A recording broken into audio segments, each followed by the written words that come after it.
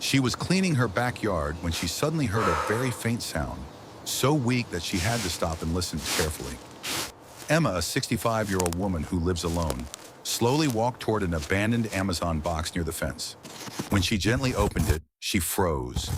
Inside was a wild bobcat, trapped, trembling from cold, hunger, and fear. Its eyes were wide, filled with both instinctive caution and quiet desperation, as if all hope was slowly fading. But what made this moment extraordinary was not just the unexpected encounter between a human and a wild animal. Why was a bobcat trapped inside something so familiar to human life? And what happens when an older woman, no longer as strong or fast as she once was, is forced to make a life-changing decision in just a few moments? What happened next would change the bobcat's fate forever and leave a gentle, lasting mark on Emma's life. Before we dive into this heartwarming story, please take a moment to like the video and subscribe to the channel if you enjoy stories about animals and compassion. And don't forget to turn on notifications so you never miss another healing story like this one. What if your Amazon package wasn't what you ordered, but a desperate cry for help? Emma, a spry 65-year-old, truly believed she had retirement all figured out. Her days were a symphony of predictable pleasures. A strong cup of Earl Grey, the morning crosswords tending to her prize-winning petunias, and then the quiet luxury of the afternoon sun warming her bones on the porch swing. The gentle hum of the neighborhood, a familiar soundtrack of distant lawnmowers and children's laughter, was abruptly broken by a jarring thud at her front door. An Amazon delivery. She'd been expecting her new ergonomic gardening gloves, a small indulgence for her increasingly stiff joints. With a sigh of pleasant anticipation, she pushed herself up from the swing, oblivious to the tiny, terrified life trembling within the sealed cardboard box. Inside, darkness. A vast, echoing void of rough cardboard and the dizzying, sickening lurch of movement. The creature, a small bobcat barely out of kittenhood, instinctually pressed himself into the farthest corner, his tiny heart hammering against his ribs. His mother had taught him to be invisible, to melt into the shadows, but here, there were no shadows, only this suffocating prison. The air was thick with alien scents, the metallic tang of something sharp, the faint, sweet smell of human things, and beneath it all, the terrifying absence of the familiar forest. He'd woken up in this box after a sharp, sudden pain, a bright flash, and then the crushing weight of unconsciousness. He remembered the last time he'd seen his mother, a frantic snarl as a large, loud metal monster bore down on them. Then the box. Endless jolts, a terrifying roar that would occasionally deafen him. And now, this new stillness. Fear, raw and visceral, was his only companion. He was thirsty, a desperate, rasping thirst that scraped his throat. Emma, her hand already reaching for the box, paused. A faint guttural cry, more a whimper than a growl, emanated from inside the sealed container, sending a shiver down her spine. It wasn't the sound of gardening gloves. It was the sound of something alive, something deeply distressed. Her heart lurched with a premonition. Carefully she knelt, her aged fingers tracing the taped seams. Another sound, a frantic scrabbling, like tiny claws against cardboard.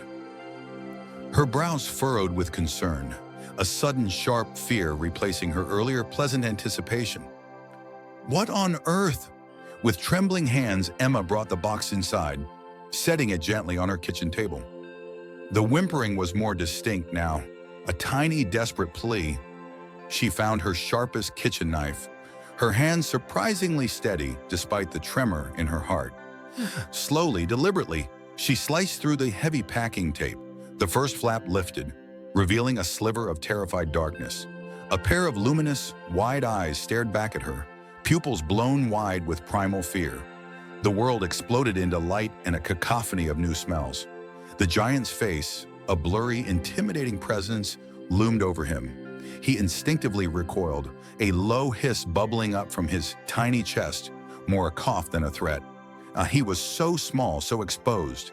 Every muscle in his body screamed for escape, but there was nowhere to go. This new cage, even with one side open, felt just as confining. The giant smelled of something soft and sweet, like old flowers, but also of something sharp and clean, a scent that prickled his nose.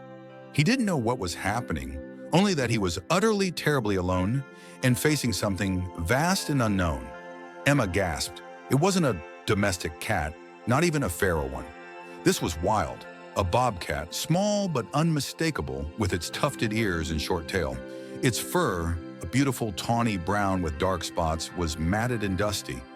Its eyes, the color of molten gold, were fixed on her with an intensity that pierced her soul, a mixture of pure terror and a spark of defiant wildness.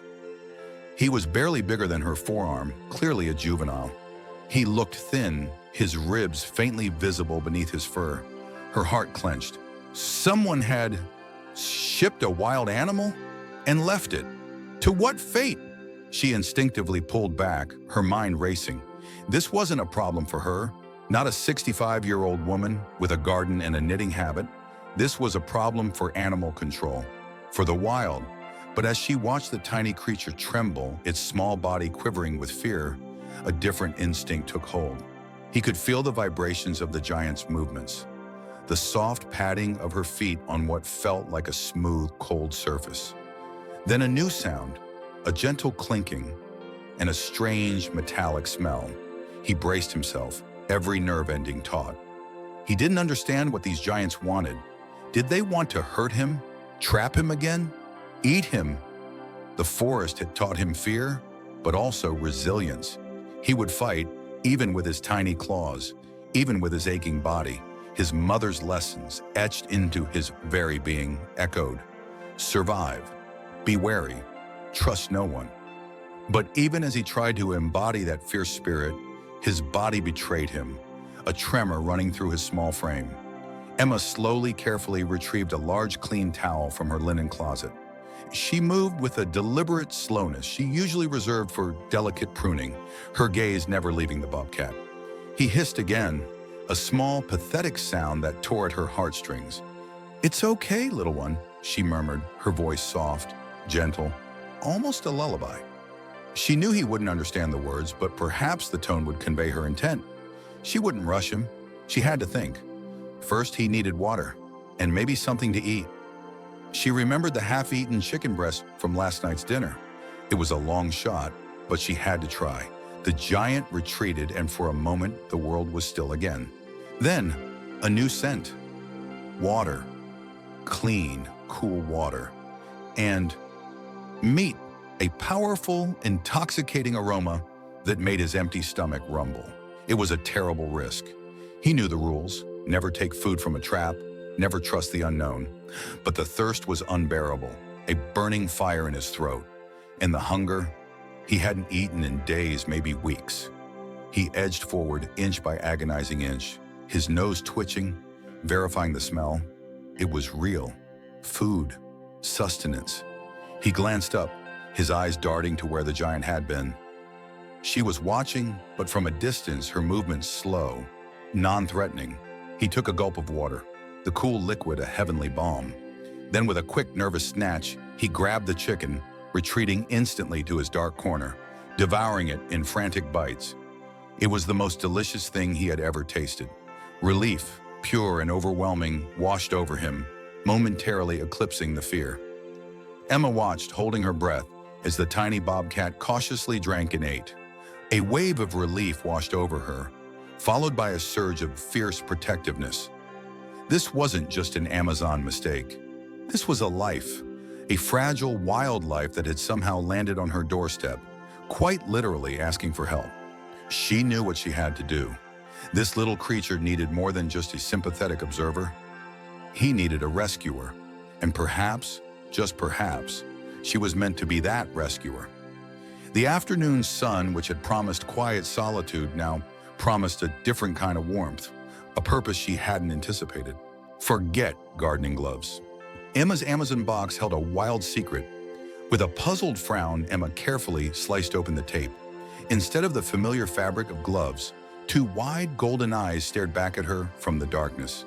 A tiny, emaciated bobcat kitten, covered in grime and fear, lay huddled at the bottom, its small body shaking uncontrollably. The world had been a shaking box for what felt like an eternity. Darkness, then blinding light. Cold, then sudden warmth. The scent of pine and something metallic, unfamiliar and terrifying, replaced the familiar musk of the den. The small creature, too young to properly understand anything beyond instinct, felt a primal terror grip its tiny heart. Its mother gone. The familiar warmth of siblings vanished. Only the relentless rumble and jostle of the enclosed space and the gnawing ache in its belly. Then the tearing sound, sharp and sudden, and a rush of new, strange air. The giant loomed over the opening, its shadow eclipsing the sliver of light. Two enormous, soft eyes. Not predator eyes, but something else entirely peered in. A low rumbling sound, not a growl, but a strange, soft noise, emanated from the giant.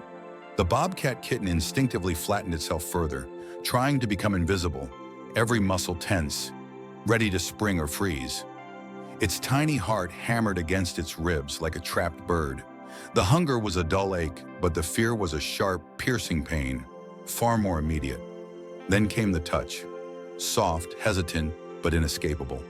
A giant finger, warm and surprisingly gentle, brushed against its matted fur. It flinched violently, a small, desperate hiss escaping its throat. A sound so tiny, so pathetic, it barely registered. But the giant didn't recoil. Instead, the touch lingered, a feather-light pressure that, despite its terror, didn't feel threatening. A different scent now, subtle and clean, mixed with something sweet, drifted towards it. The water was cool and possibly fresh. After days of parched dryness, the sensation was exquisite, even through the haze of fear. It lapped tentatively, tiny pink tongue barely touching the surface, wary of the giant's proximity. Each swallow was a small victory against the gnawing emptiness. It drank and drank until the painful dryness in its throat receded, replaced by a satisfying coolness. Then came the food, a smell rich and savory, utterly irresistible. Small pieces, easily swallowed. The first bite was tentative, a test. The second, ravenous.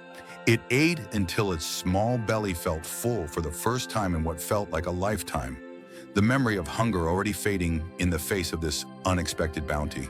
A sharp sting, quick and unexpected. It recoiled with a yelp, scrambling, but the giant's touch was firm yet gentle, holding it steady. A strange lethargy began to creep over its tiny body, a fuzzy warmth spreading through its limbs. The sharp edge of panic dulled, replaced by a drowsy confusion. The giant's voice was a low murmur, a soft vibration against its ear, not threatening, almost soothing. The world became a blur of soft hands, unfamiliar scents that weren't bad, and a persistent, dull ache in its body that was slowly, wonderfully starting to recede. The soft, warm blankets were an embrace, a gentle hug after the jarring cold of the box. The small enclosure, no longer a prison, but a sanctuary. It slept deeply. A sleep devoid of nightmares, a true rest for the first time in memory. The ache in its belly was gone, replaced by a comfortable fullness. The raw scrapes on its body were no longer throbbing, only a faint, dull sensation. When it stirred, the world felt different, less sharp, less terrifying. The giants were still there, moving quietly, their scents now familiar, no longer strange and alarming. Their voices were soft, gentle murmurs. It watched them through the mesh, a tiny observer. They brought more food, more water, and their hands, though large, were never rough. The fear hadn't completely vanished, but a new feeling had begun to bloom in its small heart, a hesitant curiosity, a fragile nascent trust. The past, a blur of cold and hunger and terror, was slowly being overwritten by the present. Warmth, food, and the soft, steady presence of the giants. It was a terrifying reveal, yes, but for this tiny bobcat, it was also the first whisper of hope. Can a woman past her prime save a life on the brink? Emma, at 65, felt a tremor in her hands, a familiar ripple of panic. The tiny snarling creature in the oversized Amazon box was a revelation. It wasn't the stray cat she'd expected, but something wilder, fiercer, yet impossibly vulnerable. Her initial shock, the jolt of recognizing those sharp eyes and tufted ears, quickly gave way to a surge of protective instinct she hadn't felt in years. This wasn't a problem to be shied away from, but a life to be fought for. She remembered the years she'd volunteered at the local animal rescue, the late nights, the triumphs, the heartbreaks. A bittersweet memory, sharp as a fresh cut, of her own beloved tabby, Mittens, lost to old age just 5 years ago, tugged at her heart. The ache was still there, a phantom limb of grief, but it also fueled a nascent fire. She knew with a certainty that settled deep in her bones what she had to do. Inside the rattling cage, a low growl rumbled in the bobcat's chest, a sound that felt too small for the fear it carried. The world had gone from the dizzying darkness of the big box to the jarring brightness of unfamiliar hands and echoing voices. Every new scent, every sudden movement was a threat.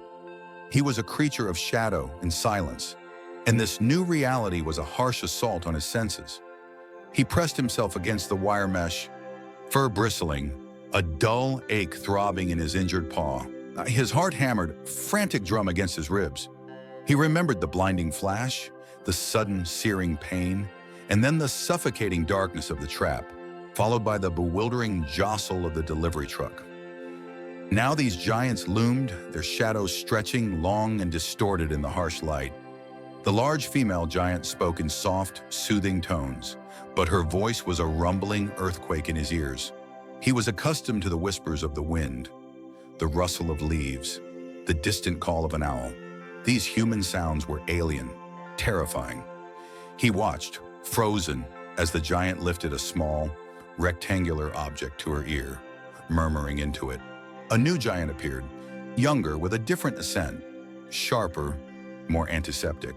This one moved with a deliberate slowness, eyes observing him with an unnerving intensity. Fear morphed into a primal instinct to escape, to vanish back into the comforting wild. But his paw, a searing fire with every shift of weight, betrayed him. He could only huddle, a knot of trembling muscle and bone, and bare his tiny, sharp teeth in a desperate, futile warning. Emma's fingers trembled as she dialed, the numbers familiar yet agonizingly distant. The phone rang once, twice, a hollow echo in the quiet house.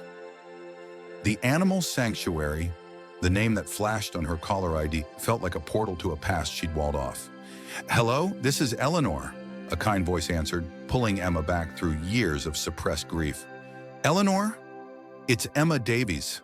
I need help. I think I have a bobcat in a box on my porch." The words tumbled out, raw and urgent. A pause. "A bobcat? Emma? Goodness, it's been a long time. Are you all right? Is it injured?" Eleanor's concern was a balm, but also a fresh prick to the old wounds. The memory of Mittens, her playful chirps, and the warmth of her weight on Emma's lap flooded her. This call wasn't just about a new life, but a rekindling of a part of herself she'd let die. It fueled a fierce determination. She would not let this wild creature suffer. The world shifted again, a jarring ride in a loud, rumbling box. He heard muffled voices, the scent of the two giants, and something new, a metallic tang that made the hairs on his neck prickle. Then stillness. The cage door opened, and a firm but gentle hand, covered in thick fabric, scooped him out. He instinctively struggled, a jolt of pain shooting through his paw, but the grip was secure, not crushing, and he was placed on a cold, smooth surface. The bright lights were overwhelming, but he could make out the face of the kind female giant. Her eyes wide with a mixture of fear and something else, concern.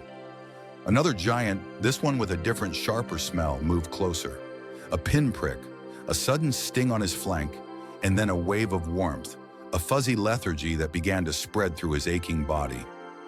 His eyelids grew heavy, and the terrifying world began to recede. He awoke to a different kind of light, softer, warmer, filtering through a small window. The air was still, quiet, without the booming human voices or the rattling of cages. His body felt heavy, but the searing pain in his paw had dulled to a persistent ache. He stretched, tentative, testing the limb. It was still there, still sore but bearable. He was in a small den, not unlike the ones he'd sought out in the wild, but cleaner, softer. A thick, dark blue blanket was piled in a corner, and a small bowl of fresh water sat nearby. He lapped at it, the coolness a welcome relief against the dryness in his throat. It had been days, perhaps, since he'd tasted clean water. The world outside the box had been a blur of fear and confusion, but this new place, this soft den, offered a strange sense of reprieve. Days bled into weeks. The giants were still there, but their presence was no longer a threat. They moved slowly, spoke softly, and brought food, delicious, rich meat that filled his empty stomach and gave him strength. The female giant, the one with the soft voice and the kind eyes, would sit quietly, sometimes just watching him, sometimes murmuring words he didn't understand, but somehow found comforting. He learned to associate her scent with safety, with the gentle touch on his fur, with the fresh water in full bowls. His paw, once a torment, healed under their care. The bandage was removed and he could feel the fur growing back, a testament to the giant's strange, powerful magic. He still kept his distance, a wild creature at heart, but the fear had receded, replaced by a tentative curiosity, a fragile trust. He was no longer just surviving, he was healing. And in this quiet, soft den, surrounded by these gentle giants, he began to remember what it felt like to simply exist, without the constant gnaw of fear and hunger. From a cardboard prison to a clinic's care, the Bobcat's fight for survival began. The world had shifted again, the oppressive, stifling darkness of the box replaced by a new kind of confinement. This one was larger, a metal cage with bars that smelled faintly of antiseptic and something else. A clean, sharp scent that stung the Bobcat's sensitive nose.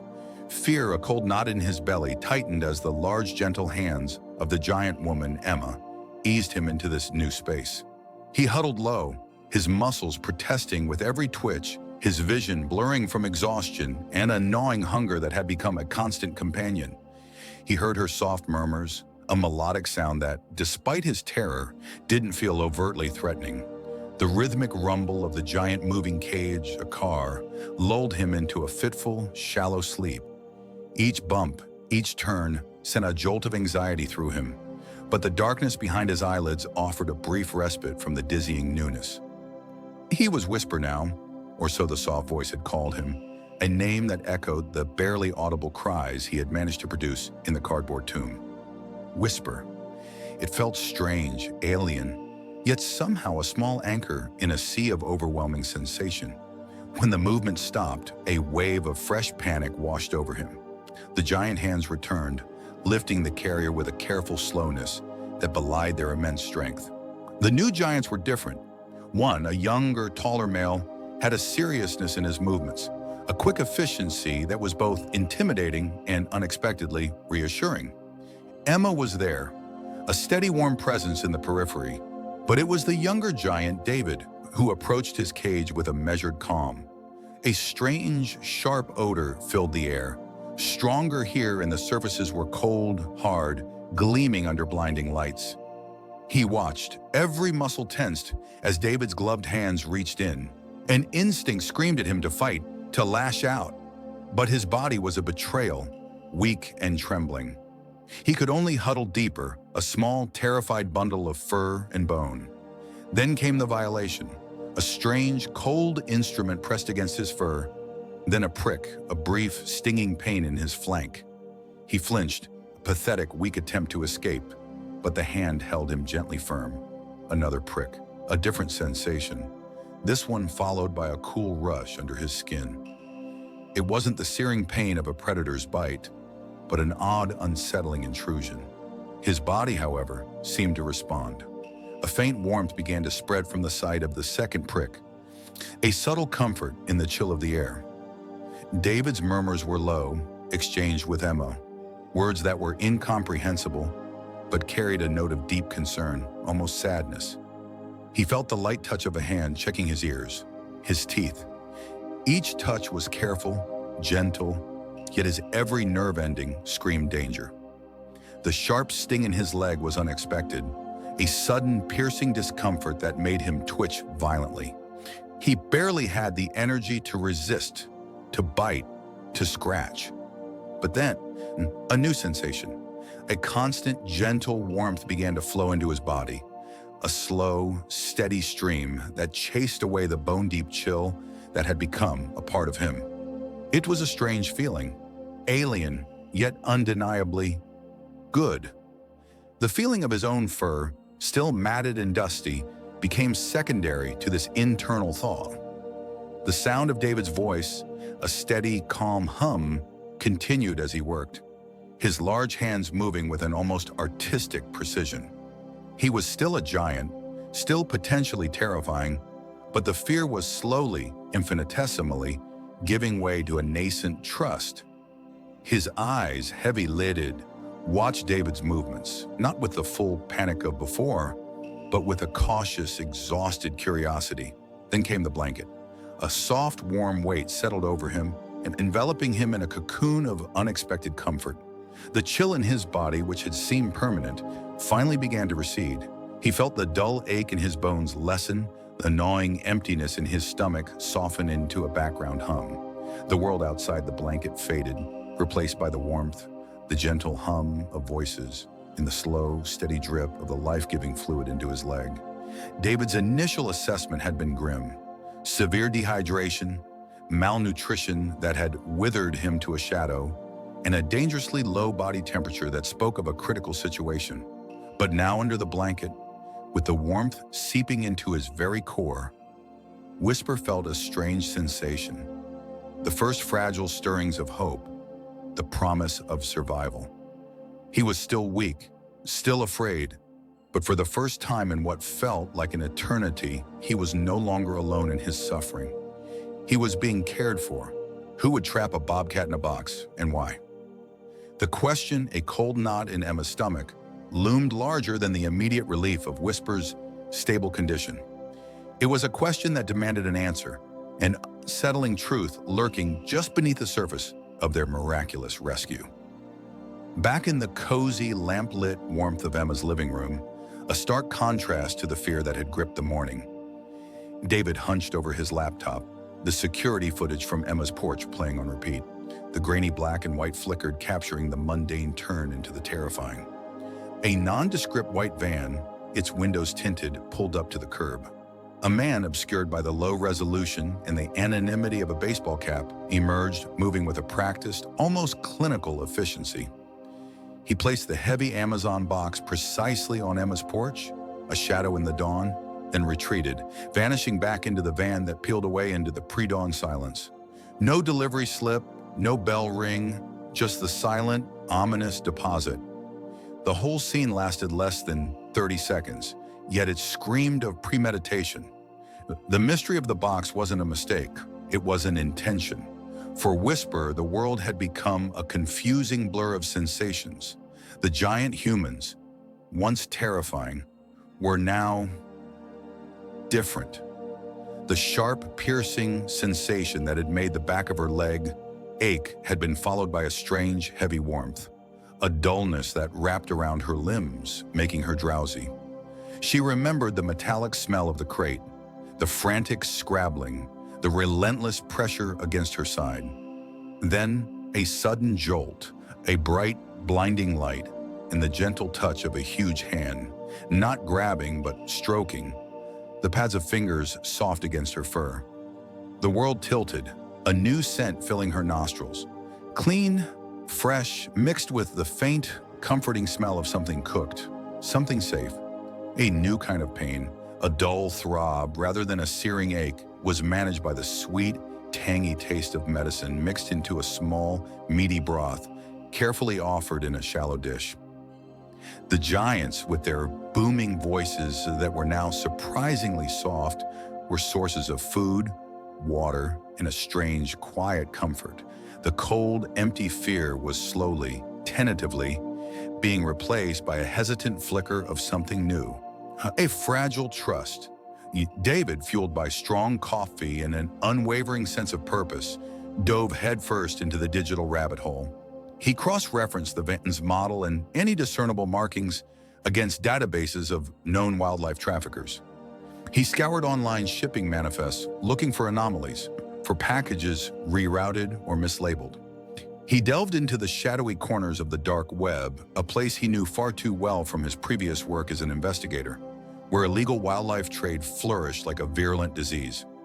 The deeper he went, the clearer and more horrifying the picture became. He found whispers of a network, an intricate web of poachers, smugglers, and buyers dealing in exotic animals, often destined for private collections, or even worse, for cruel entertainment. Whisper, the bobcat curled safely in Emma's spare room, wasn't just a lost animal. She was a commodity, an intended victim, her rerouting to Emma's porch a stroke of sheer improbable luck, a clerical error in a criminal enterprise. The memory of thirst, a burning, rasping sensation that had gnawed at her insides for what felt like an eternity, was slowly fading. Now the cool, clear water offered by the giant who moved with such quiet intention was a balm. Each lap was a small victory, each drop a taste of survival, a defiance against the harshness of the past. Her body, once stiff and aching, was beginning to feel hers again. The tightness in her chest, the constant tremor that had vibrated through her muscles, was easing. She could feel the gentle rise and fall of her own breath, a steady rhythm that spoke of safety, of warmth, of a kind of peace she hadn't known in what felt like a lifetime. The giant's hand holding the bowl was steady, unthreatening. She still flinched at sudden movements, her instincts honed by fear. But the flinch was less violent now, less desperate. A faint curiosity began to replace the raw terror, a cautious appraisal of her new strange world. The revelation hit Emma like a physical blow. Her whisper, her little bobcat, was not just abandoned, but trafficked. The immediate danger they had averted was just the tip of a much larger, more sinister iceberg. The simple act of rescue had morphed into something far more perilous, a responsibility that now carried the weight of justice, of protecting Whisper from a world that wanted to exploit her. A shiver ran down her spine, not from cold, but from the sudden, terrifying understanding of the forces they were up against. This wasn't just about healing a hurt animal. It was about protecting a survivor, about bringing light to a dark corner of human cruelty. The urgency to rehabilitate Whisper, to prepare her for a life free from cages and exploitation, intensified 1,000-fold. The soft purr she now heard from the next room, a small, tentative sound, was a promise that Emma vowed to keep. This wasn't just an animal rescue anymore. It was a fight. One night, Whisper teetered on the edge, clinging to life by a thread. The world had become a blurry, oppressive weight. The scents, once so sharp and new, the metallic tang of the giant's clothes, the sweet grass from a warm bed, were now indistinct, swallowed by a crushing fog. Each breath was a monumental effort, a ragged gasp that shuddered through his tiny, aching chest. The gentle rumble of the tall giant, David, who was always nearby, was now a distant, muffled sound, like thunder from another valley. The strange warmth that had become a constant comfort was no longer enough. His small body shivered uncontrollably, even wrapped in the softest fabric. The giant's large, gentle hands, which had once felt so comforting, now felt strangely urgent, pressing, prodding. A sharp sting, then a moment of cool liquid spreading through his vein. It made him tired, even more so than before, pulling him deeper into the swirling darkness. He fought it, a tiny instinctual struggle against the encroaching shadow. He remembered the cold, the hunger, the sharp edges of the box where he had been trapped. This was different, but the fear was the same, a primal dread that he might disappear. He felt a sudden violent spasm. His lungs burned, then simply stopped. The struggle ceased.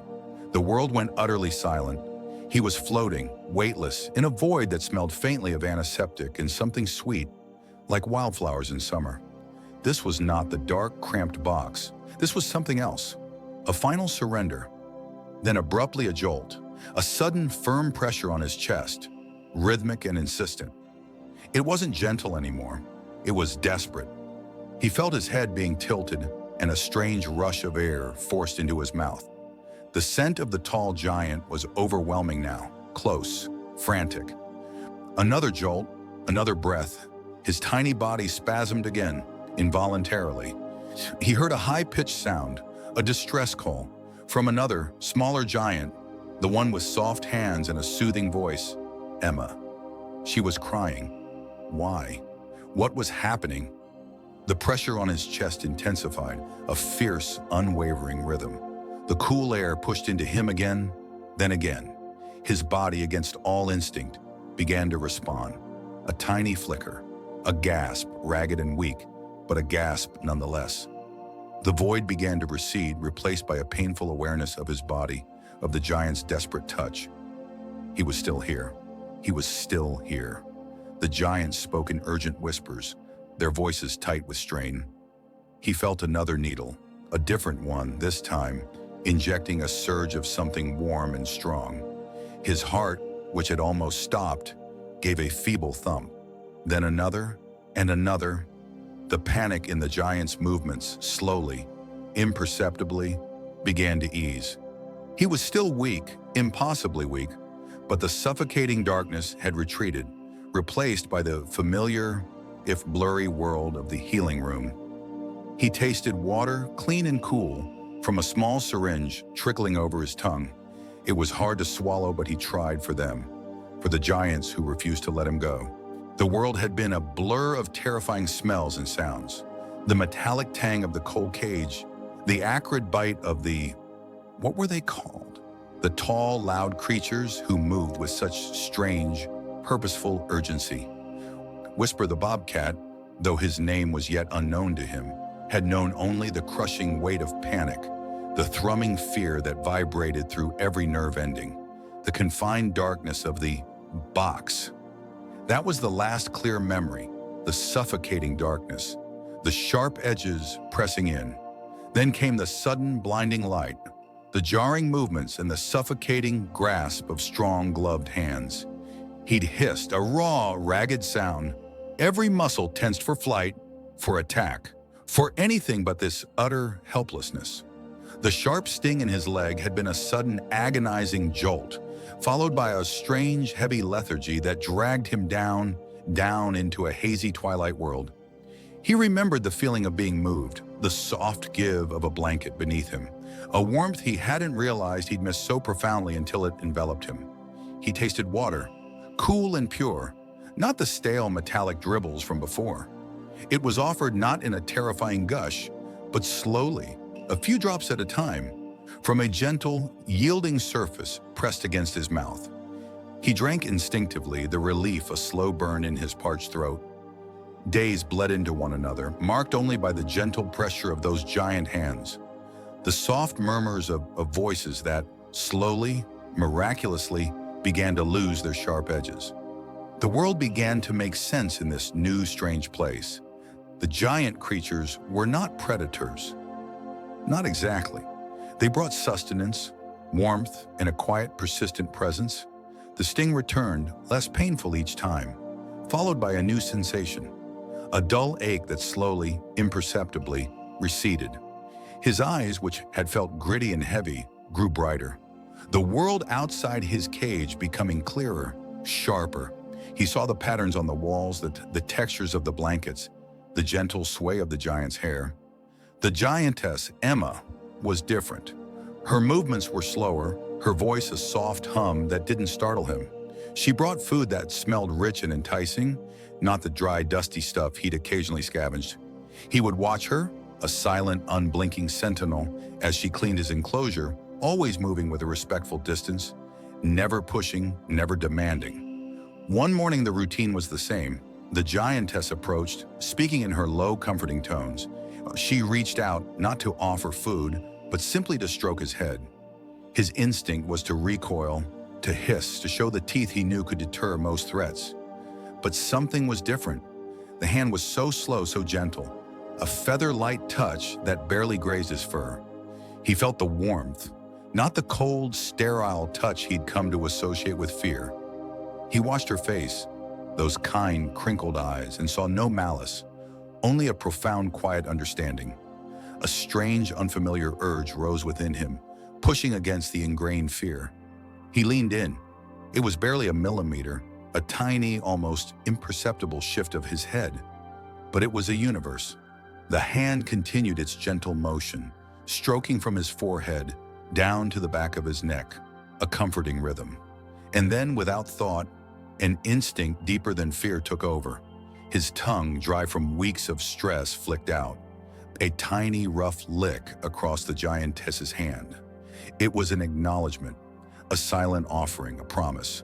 The world held its breath. The giantess stopped stroking, her hand still, her breath catching. He looked into her eyes, no longer seeing a threat, but a source of gentle warmth, a haven. In that moment, a profound shift occurred. The fear didn't vanish entirely, but it receded, making space for something new, something fragile and utterly vital. Trust. Beyond the physical, emotional wounds, demand their own healing, a quiet mending of the spirit that often takes longer than stitches and salves. The Bobcat kit, whom Emma now affectionately called Whisper, knew this truth in its very bones. The sharp sting of the needle, a fleeting pain, had given way to the soft warmth of a blanket, a strange comfort in a world suddenly filled with alien scents and towering shadows. The dry rasp in its throat had vanished, replaced by the cool trickle of water, then the rich, meaty taste of something life-giving offered on a gentle finger. These giants, once terrifying in their sheer size and booming voices, had become sources of a perplexing, undeniable relief. Whisper's body, after weeks of diligent care, was mending. The gnawing ache in his stomach, a constant companion of hunger and fear, had faded into a memory. Its small paws, once tentative and sore, now carried it with increasing confidence across the soft bedding of its enclosure. But the wildness, the spark that should have driven it to explore and pounce, remained stubbornly muted. The trauma of the dark, confined box, the jarring journey, and the bewildering touch of giant hands had imprinted a deep caution, a stillness that was unnatural for a creature meant to stalk and play. It would flinch at sudden movements, its ears flattening, and retreat into the farthest corner, a tiny, trembling ball of fur. David, the soft-spoken sanctuary manager, understood. Physical wounds were often the easiest to heal.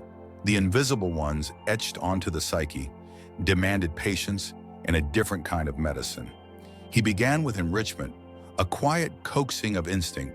Small, soft toys resembling field mice or fluttering birds were introduced into Whisper's spacious enclosure. At first, Whisper merely observed, its keen eyes following the movement with a detached curiosity, fear still holding it captive. Then came Emma, her presence a soft hum in the quiet sanctuary. She started with a simple act, reading. Her voice, a low melodic rumble, filled the space, a soothing, rhythmic sound that asked nothing of the bobcat, only offered itself. Whisper at first ignored her, then tolerated her, and eventually began to associate the sound with a sense of calm. Emma read stories of far-off lands, of brave knights and talking animals, her voice weaving a tapestry of sound that slowly, subtly, loosened the knots of fear in Whisper's small heart. The bobcat would stretch out on its favorite perch, its head resting on its paws, listening. The words themselves meant nothing, but the intonation, the unwavering gentleness, conveyed a message of safety. One afternoon, a sliver of sunlight pierced the high window, illuminating a dust motes dancing in the air. Emma was reading from a children's book about a playful fox, her voice lilting as she described its leaps and bounds. David had just placed a new toy, a small plush mouse filled with catnip, near Whisper's den. For a long moment, nothing happened. Then a flicker. Whisper's ears, usually flattened or swiveling tentatively, perked up, its amber eyes, bright and unclouded, fixated on the plush mouse. A low growl, barely audible, rumbled in its chest, a sound of something ancient stirring. Its tail began to twitch, slowly at first, then with increasing energy. Emma paused her reading, her breath caught in her throat. David, observing from a distance, stood perfectly still. Then it happened. A tentative pounce, awkward and slightly off balance, but a pounce nonetheless. Whisper launched itself at the toy, batting it with a soft paw, then biting it with playful ferocity. It was clumsy. Not yet the fluid hunter it was born to be, but it was a beginning. It dragged the toy around, shaking it, practicing moves it had never been taught, only remembered from deep within its wild blueprint. Emma felt a hot wave of emotion wash over her. Tears, unexpected and profound, pricked at her eyes. It was more than just a kitten playing. It was a soul reclaiming itself, a fragile spirit asserting its right to joy, to its own nature. The sight was a balm to her own heart, a quiet affirmation that even the deepest wounds could heal, that even the most broken spirits could find their way back to the light. The Bobcat, for the first time since its rescue, looked utterly, beautifully alive. From a fragile kitten mewling in confusion to a creature of silent, fierce grace, Whisper's journey back to its true self was a testament to the wild heart that pulsed within. The small, enclosed space that had been safe, if a little boring, was now a memory. A new world awaited, smelling of damp earth and rustling leaves, a vast improvement from the sterile scent of antiseptic that had once filled its tiny nostrils. The giant hands, once so alarming, now felt like a familiar warmth, even when they gently guided Whisper into this larger domain. The enclosure was a symphony of natural textures and scents. Rough bark underfoot, the cool, damp earth, the sharp, tangy smell of pine needles. These were the languages of its ancestors, finally spoken aloud. At first, there was the familiar human scent close by, watching. The male giant, David, was a constant, calm presence. Whisper observed him from the protective tangle of a dense bush, its bright, curious eyes tracking his movements. David would place small, quick-moving shapes into the enclosure. These shapes, at first, were just targets for observation, then for practice. The instinct, long dormant, began to stir. A flutter in the undergrowth, a scurry in the leaves. These became irresistible invitations. The first attempts were clumsy, driven by a raw, unrefined hunger. The taste of the dry, prepared food had been good, a reliable comfort, but this new sensation, the thrill of the chase, the quick snap of jaws, the warm, pulsing reality of something freshly caught, was profoundly different. It was a reclaiming of power, a rediscovery of self. David, a patient, silent observer, would note the progress. Emma, the kind, soft giant, would watch from a distance too, her quiet murmurs of encouragement carried on the breeze. They were proud of the tiny, brave creature that was emerging, no longer just a rescued animal, but a formidable hunter. The fear, that cold knot in its belly from the dark, confusing days, had receded, replaced by a cautious confidence, a knowing that its own instincts were reliable. The humans, once towering, intimidating figures, were now sources of strange, gentle sounds and the occasional offering of a tasty morsel, placed at a respectful distance. The memories of being trapped in a small, dark box, the jarring movements, the confusing smells, these were fading, overwritten by the immediacy of the present, the scent of a passing breeze, the rustle of leaves, the thrilling hunt. Then came the day. The sun was warm on Whisper's back, a slight breeze carrying the scent of something small and quick-moving. It was different this time, not just a practice, but a real challenge. The little creature, a quick, darting blur, was skilled, evasive. Whisper's muscles coiled, a tremor of intense focus running through its body. It moved with an almost ethereal silence, a tawny shadow melting through the undergrowth. The world narrowed to the target, the scent, the sound. A moment of stillness, then a powerful, explosive lunge. A squeak, a final definitive snap. The taste of success was exhilarating, a surge of wild power. It was a pivotal moment, a clear, undeniable demonstration that the fragile kitten, once lost and helpless, was gone. In its place stood a creature of the wild, a true bobcat, ready to answer the call of its true home.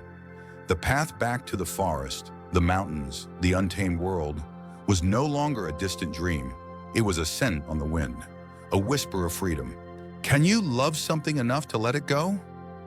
The question, heavy with bittersweet certainty, hung in the air. A silent promise finally come due. The day for Whisper's release had arrived, bringing with it a strange mix of relief and a dull ache in Emma's chest. For David, the professional satisfaction was tinged with a familiar pang of connection, a silent goodbye to a creature he'd helped guide back to the wild. The drive was long, the hum of the truck a constant lullaby against the nervous energy in the back.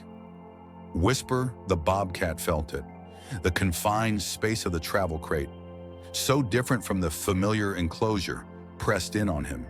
His whiskers twitched, sampling the unfamiliar scents filtering through the events.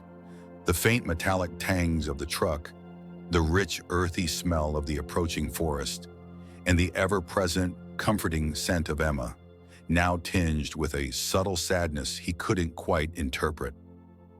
He pressed his sleek, muscular body against the cool metal mesh, his golden eyes wide with a mix of apprehension and a primal curiosity that warred with the residual fear of confinement. He remembered the Amazon box, a dark, suffocating trap, and the giant, reaching hands that had pulled him from it. Those hands, initially terrifying, had become the source of warmth, of food, of gentle touches that soothed the ache in his side where the box had scraped him raw. The truck finally slowed, then stopped. The vibration ceased. Whisper tensed. Every muscle in his body coiled. The giant, who smelled of forest and antiseptic, David, opened the back of the truck. Light flooded the crate, brighter than the filtered light he'd grown accustomed to.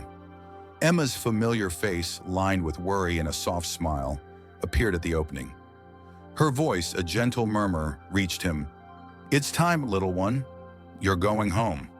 Her words, though not understood, carried the weight of emotion, a wave of tenderness that washed over him. He watched her hand, now gloveless, reach out to stroke the top of the crate, a gesture of reassurance he'd learned to trust. The crate was lifted, then set down. He felt the soft give of earth beneath it, smelled the deep, rich loam, the decaying leaves, the dampness of the forest floor. These were ancient smells, echoing in his wild memory, calling to something deep within him. The air was cool and crisp, carrying the scent of pine and distant water. A faint sound, the rustle of leaves, the chirp of a bird, sparked an instinctual alert. He was home, or at least a version of it. Then, the click. The door of the crate swung open.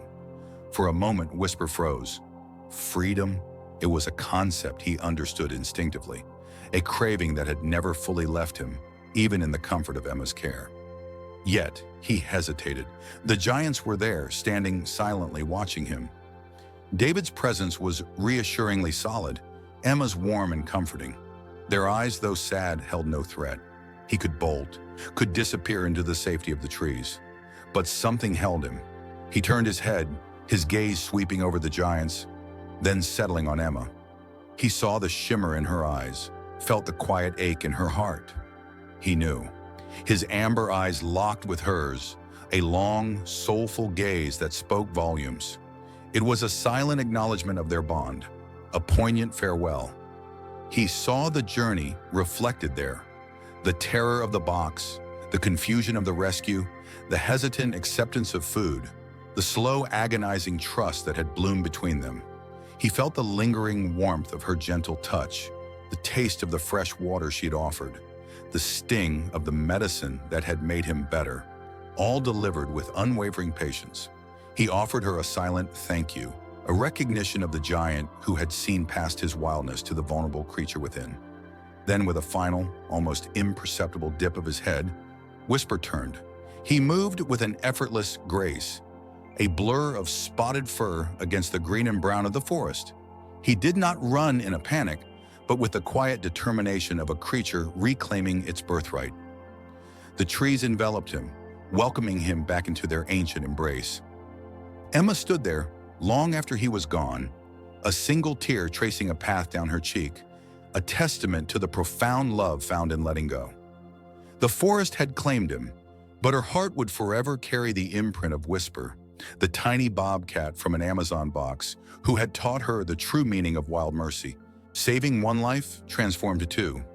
The world had been a jarring, tumbling chaos of dark and confinement, then a sudden, blinding expanse of light and overwhelming sense. Whisper the bobcat had been a prisoner of the tight, unfamiliar box. Every jostle a new terror, every creak a fresh pang of dread in her gut. Her small, wild heart hammered against her ribs, a frantic drumbeat of pure, instinctual panic. The scent of human, that vast, unpredictable giant, was everywhere, close, too close. She remembered the jostling, the strange, vibrating rumble beneath her, and then the sudden halt. The box had been opened, and fear, sharp and cold, had sliced through her.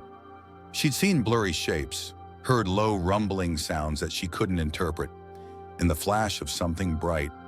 Then a sudden prick, a sharp sting that made her muscles tense, and her body go limp, not entirely her own.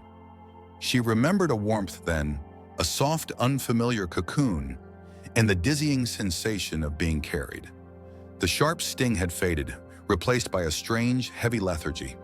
Her body felt different. The incessant ache that had been a dull companion for what felt like endless days had receded. She could still feel the phantom throb of hunger, but it was distant now, not the clawing torment it had been. When her eyes fluttered open, the world was still blurry, but the giants were no longer immediate threats. They moved with a slow, deliberate grace, their immense forms surprisingly gentle. She felt the soft brush of something against her fur, a sensation that at first stiffened every muscle. But then, a strange, hesitant calm settled over her. It wasn't rough, wasn't painful. It was a caress. A low rumble came from one of the giants, a sound that wasn't a growl, wasn't a warning, but something soft, almost melodic. Thirst. It had been an agony. Every swallow a dry, rasping effort. But now, a cool, clean liquid lapped at her tongue. It tasted of nothing but purity, a stark contrast to the stagnant, often muddy water she'd been forced to find. Her body, still a little weak, responded with a profound relief, a deep cellular satisfaction. She lapped again, cautiously at first, then with more confidence, the coolness spreading through her, easing the tightness in her throat. The giants watched, their large eyes unblinking, but there was no aggression, no swift movement to scare her away. They simply watched, patient and still. It was a strange new world, one where sustenance appeared without a fight, without the gnawing anxiety of the hunt. Food, a gift, not something to be stalked, ambushed, fought for. It was offered, a small, red chunk held out by a giant's hand. Her instincts screamed caution, danger, but her belly ached with a deep, persistent hunger that overshadowed the fear. She watched the hand, then the meat, then the hand again. It was still, unmoving, a challenge, but a silent one. Hesitantly, she moved forward, her nose twitching, catching the rich scent. Her paw, with its sharp, hidden claws, twitched. She stretched her neck, took the offering. The taste was glorious, a burst of satisfaction that flooded her senses. She ate, then looked back at the giant. The hand was still there, another piece ready. Trust, a delicate, fragile thing, began to unfurl within her. These giants, these strange, powerful beings, were not merely threats. They were providers, protectors. The confinement of the box, the confusing smells, the sharp sting, the gnawing hunger. They were memories now, fading like old tracks in the dust. Her body was strong, her muscles regaining their spring. She could leap, pounce, climb. The enclosure was vast, filled with the sense of earth and growing things. A rich tapestry of the wild, but safe. No snarling dogs, no sudden jarring sounds of machines, no crushing darkness. Only the gentle presence of the giants, who brought food and clean water, who spoke in soft rumbles and watched with quiet eyes. She no longer cowered when they approached.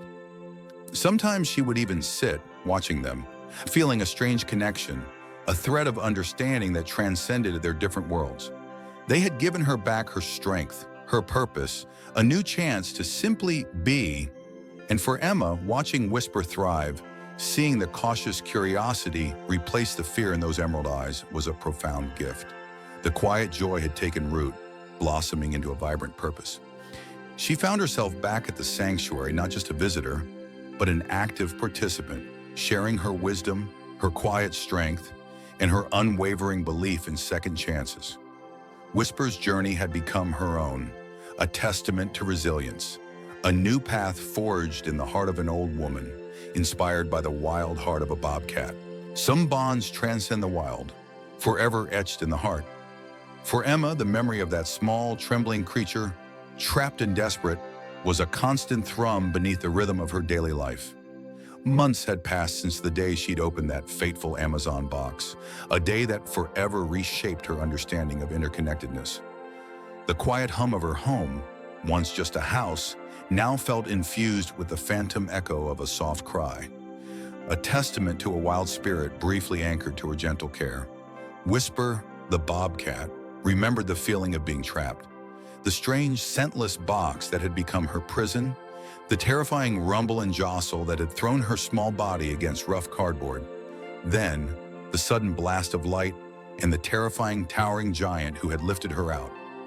Fear had been a hot, burning ember in her belly, coiling tight as instinct screamed for flight. But flight was impossible.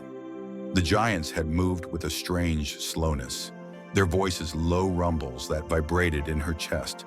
A prick, a sharp sting had followed, and then a confusing lethargy, a heavy warmth that pulled her into a dreamless void.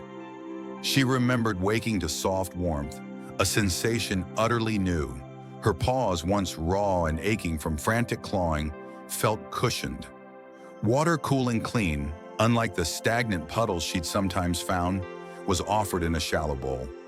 The giants, still towering, moved with a different intent now. Their hands, once grabby and frightening, now held food, small, plump morsels that filled her empty stomach with a satisfying weight. Trust, a delicate thread, began to weave itself through the tattered fabric of her fear. The scent of pine needles, of damp earth, of distant prey. These were the scents that brought true comfort. The strange enclosure, with its soft bedding and endless supply of water, was a temporary haven. A place where the pain in her leg, a dull throb from a remembered fall before the box, he slowly faded. The giants, whom she now recognized as the source of food and water, had a gentle giant, David, Emma later learned, who would often sit outside her enclosure, not attempting to touch, just observing. His scent was different, less sharp than the others, and carried a faint trace of wood smoke and earth. She would watch him, her golden eyes following his slow movements, a strange sense of familiarity beginning to bloom where only primal suspicion had once resided. He wasn't a threat, he was a presence, quiet and watchful. Then came the new enclosure, vast and smelling of freedom. Trees to climb, bushes to hide in, soft earth under her paws. She felt the ancient call of the wild thrumming through her veins, a powerful current pulling her forward. The giants were there, watching, but now they seemed smaller, less imposing against the vastness of the forest. The taste of a fresh kill, the satisfying crunch of bone, the warmth of sun on her back as she stalked through tall grass. These were the gifts of her return. The memory of the box of the fear was still there, a faint echo, but it was overlaid with the stronger, clearer sensation of sun on her fur, the wind whispering through the trees, the pure, unadulterated joy of movement, of being whole. Months later, David, the gentle giant, sent Emma a series of trail camera footage clips. Emma settled into her favorite armchair, her heart fluttering with a mix of anticipation and trepidation.